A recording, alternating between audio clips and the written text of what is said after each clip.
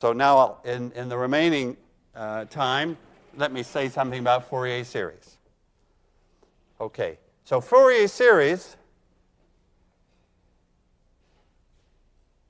is, well, we've got functions. We've got a function f of x. And we want to write it as a combination of, maybe it has a constant term, and then it has some cosine x in it, and it has some sine x in it, and it has some cosine 2x in it, and some sine 2x, and forever.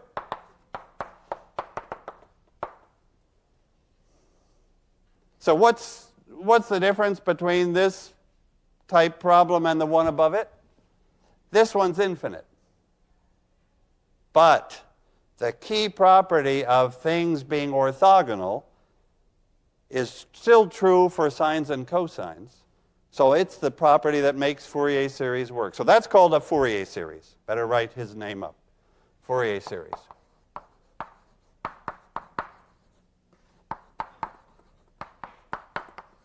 So it was Joseph Fourier who realized that, hey, I could work in function space.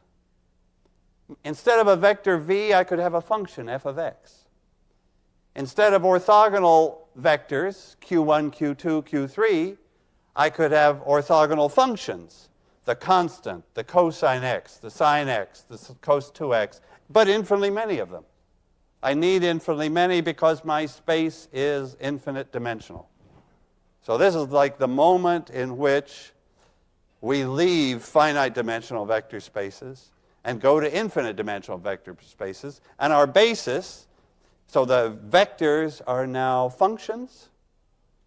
And of course, there are so many functions that we've got an infinite dimensional space.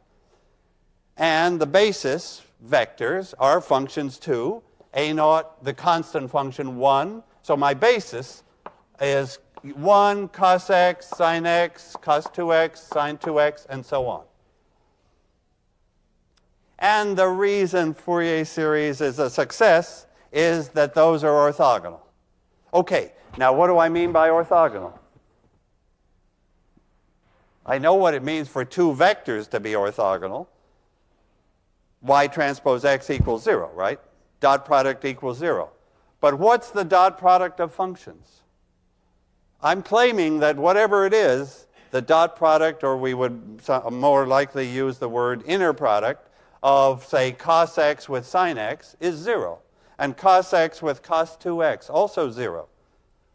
So let me tell you what I mean by that dot product. How do I compute a dot product? So let's just remember, for vectors, v transpose w.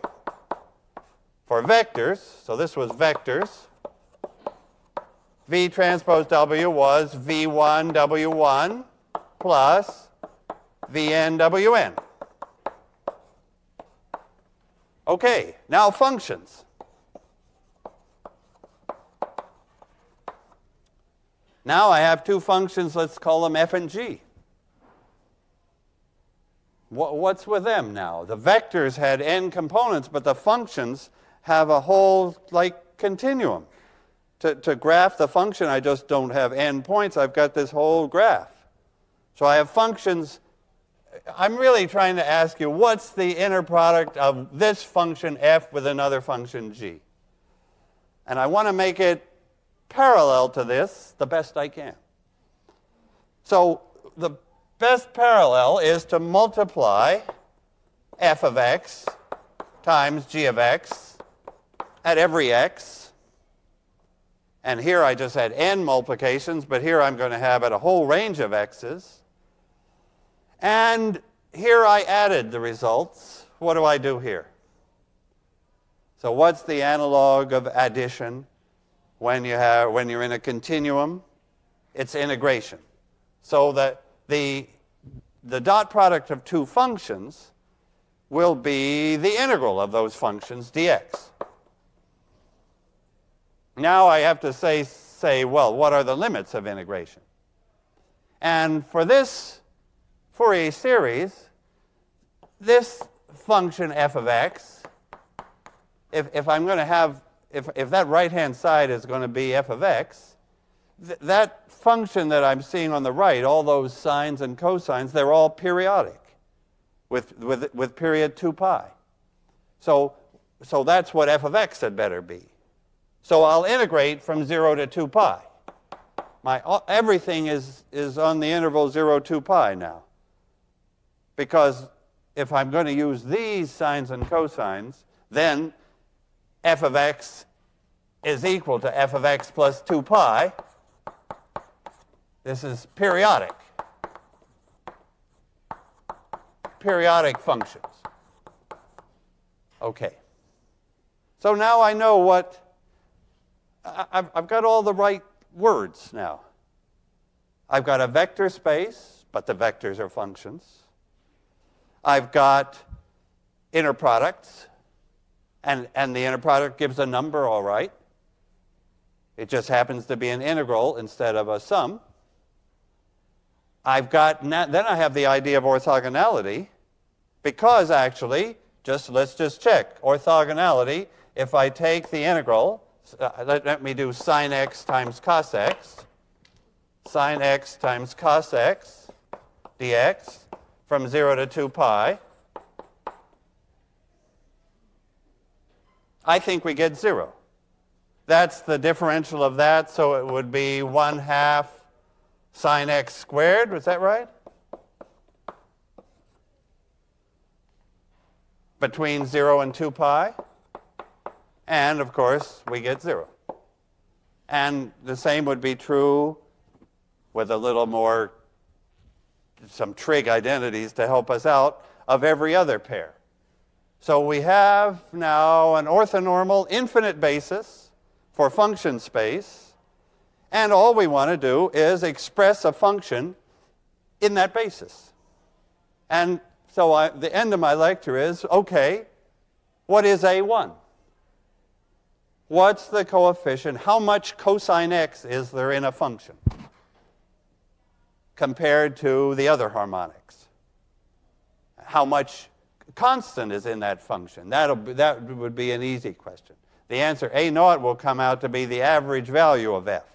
That's the amount of the constant that's in there, its average value. But let's take A1 as more typical. How will I get, here's the end of the lecture then, how do I get A1? The first Fourier coefficient. Okay. I do just as I did in the vector case. I take the inner product of everything with cos x. Take the inner product of everything with cos x. Then on the left, I have the inner product is the integral of f of x times cos x dx. And on the right, what do I have? When I say take the inner product with cos x, let me put it in ordinary calculus words. Multiply by cosine x and integrate. That's what inner products are. So if I multiply that whole thing by cos x and I integrate, I get a whole lot of zeros. The only thing that survives is that term. All the others disappear. And that term is A1 times the integral of cos x squared dx, 0 to 2 pi, equals, so this was the left side, and this is all that's left on the right-hand side. And this is not 0, of course, because it's the length of the function squared. It's the inner product with itself, and a simple calculation gives that answer to be pi. So that's an easy integral, and it turns out to be pi, so that A1 is 1 over pi times this integral. So that's Euler's famous formula for or maybe Fourier found it, for the coefficients in a Fourier series. And you see that it's exactly an expansion in an orthonormal basis. Okay, thanks. So I'll do a quiz review on Monday, and then the quiz itself in Walker on Wednesday. Okay, see you Monday.